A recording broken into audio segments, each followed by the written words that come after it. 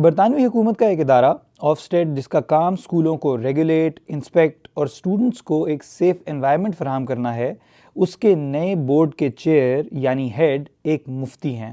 اس appointment پر برطانیہ میں کچھ لوگ خوش نہیں ہیں اور اس پر تنقید کر رہے ہیں۔ آئیں سمجھتے ہیں کہ یہ ہیں کون اور ان کی تقرری پر تنقید کیوں ہو رہی ہے۔ سر حامد پٹیل کو 11 مارچ 2025 کو آفسٹیڈ کا انٹرم چیئر بنایا گیا۔ پچھلے کئی سالوں سے یہ اسٹار اکیڈمیز کے نام سے ایک ٹرسٹ چلا رہے ہیں جس کے انڈر 30 سے زیادہ سکولز آتے ہیں۔ ان میں سے کئی سکولز مسلم فیتھ سکولز بھی ہیں، یعنی ایسے سکولز جہاں ریگولر کریکولم کے ساتھ اسلام کی تعلیمات بھی دی جاتی ہیں۔ ٹیلی گراف کے مطابق ایسا آفسٹیڈ کی تاریخ میں پہلی مرتبہ ہوا ہے کہ ایک ریلیجس سکول لیڈر کو اس عہدے پر فائز کیا گیا ہے۔ یہ پہلی بار ہو یا نہیں، اگر آپ سوشل میڈیا کھولیں تو کئی لوگوں کا ایسا کہنا ہے کہ سر حامد پٹیل اپنی مذہبی شناخت کی وجہ سے برطانوی سکولوں میں اسلامی تعلیمات لے آئیں گے، اور یہ کہ مفتی حامد جیسے لوگوں کی اپوائنٹمنٹ کی وجہ سے برٹش ویلیوز خطرے میں پڑتی ہیں۔ سر حامد پٹیل کے حامی لوگوں کا کہنا ہے کہ ایسا لگتا ہے کہ لوگوں کا فوکس ان کی مذہبی شناخت پر زیادہ